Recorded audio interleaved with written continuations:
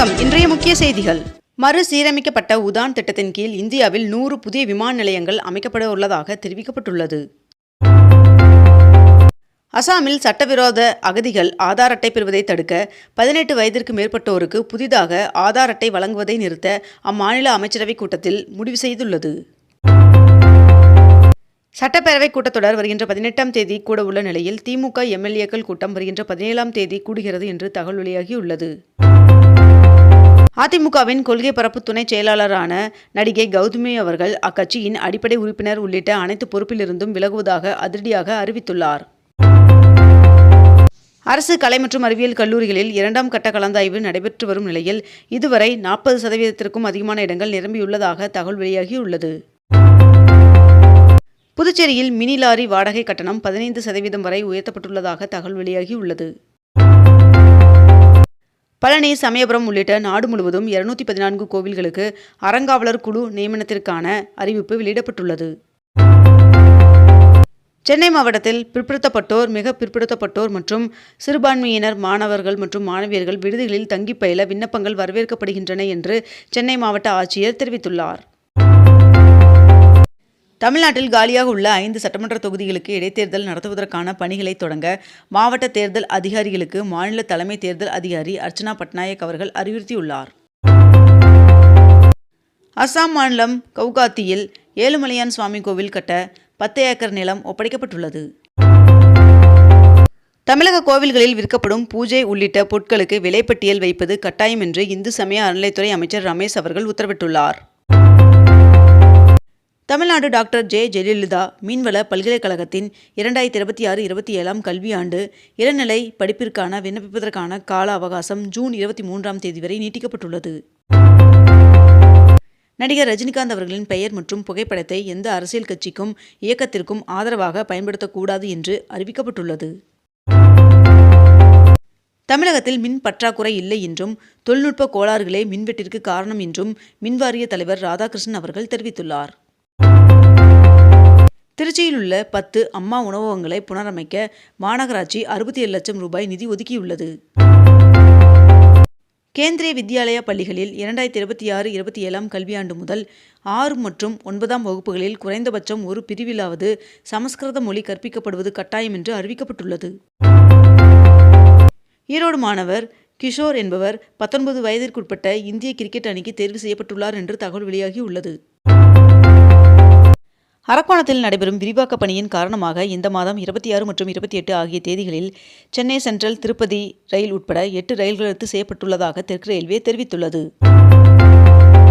சட்டமன்ற முன்னாள் உறுப்பினர் விஜயதரணி அவர்கள் பாஜகவிலிருந்து விலகி தமிழக வெற்றிக் கழகத்தில் இணைந்தார்.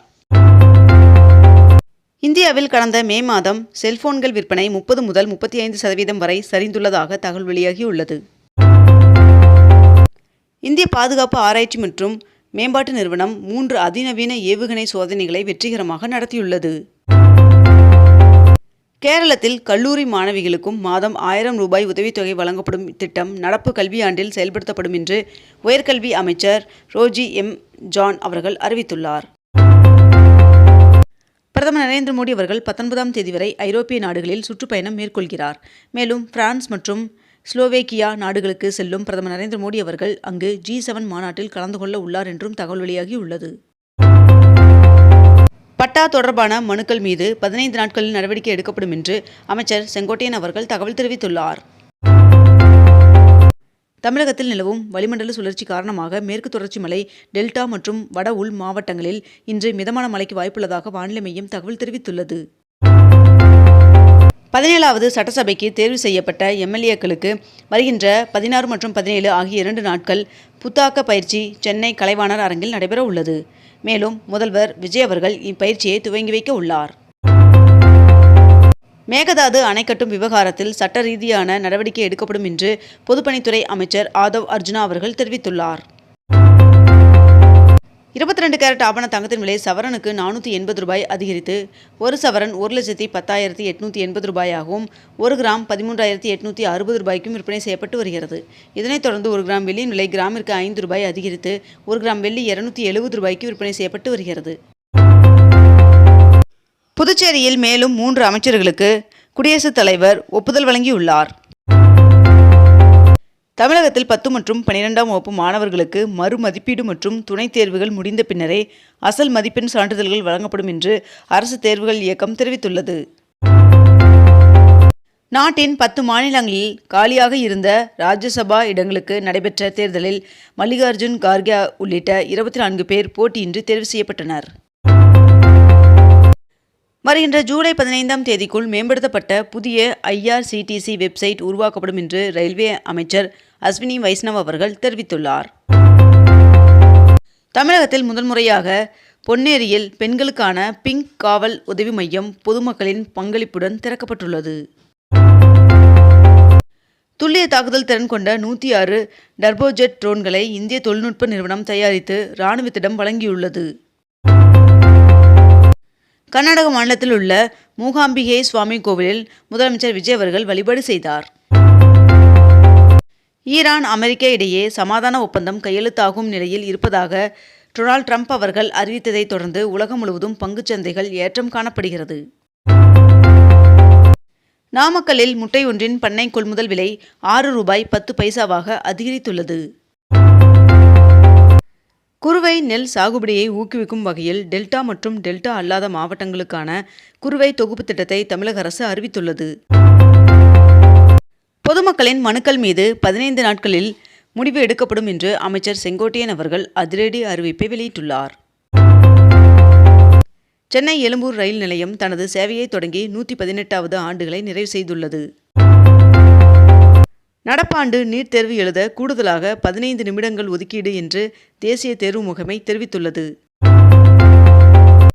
மேகதாது அணை கட்ட அனுமதி கோரி கர்நாடக முதல்வர் T.K. சிவகுமார் அவர்கள் மனு அளித்துள்ளார். கடலூர் மாவட்டம் பரங்கிப்பேட்டை அருகே கடலுக்குள் 4 ஹைட்ரோ கார்பன் கிணறுகள் அமைக்க கடலோர ஒழுங்குமுறை ஆணையத்தின் அனுமதி கோரி இந்துஸ்தான் ஆயில் நிறுவனம் விண்ணப்பித்துள்ளது. நேற்று நடைபெற்ற நிதி ஆயோக் கூட்டத்தில் வேலைவாய்ப்பு மற்றும் திறன் மேம்பாட்டு திட்டங்கள் குறித்து மாநில முதல்வர்களுடன் பிரதமர் நரேந்திர மோடி அவர்கள் ஆலோசனை நடத்தினார்.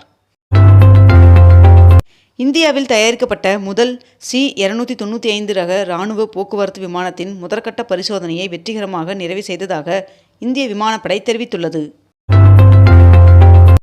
2027ஆம் ஆண்டு ICC ஆடவர் ஒருநாள் போட்டி உலகக்கோப்பை கிரிக்கெட் தொடர் அக்டோபர் 4ஆம் தேதி தொடங்கி நவம்பர் 21ஆம் தேதி வரை நடைபெறும் என்று தற்காலிக தேதிகள் வெளியிடப்பட்டுள்ளது. இத்துடன் இன்றைய தலைப்புச் செய்திகள் நிறைவடைந்தன. மேலும் இதுபோன்ற அண்மை தகவல்களை உடனுக்குடன் தெரிந்து கொள்ள அக்னிபூ சேனலை சப்ஸ்கிரைப் செய்து கொண்டு தொடர்ந்து இணைந்திருங்கள். நன்றி, வணக்கம்.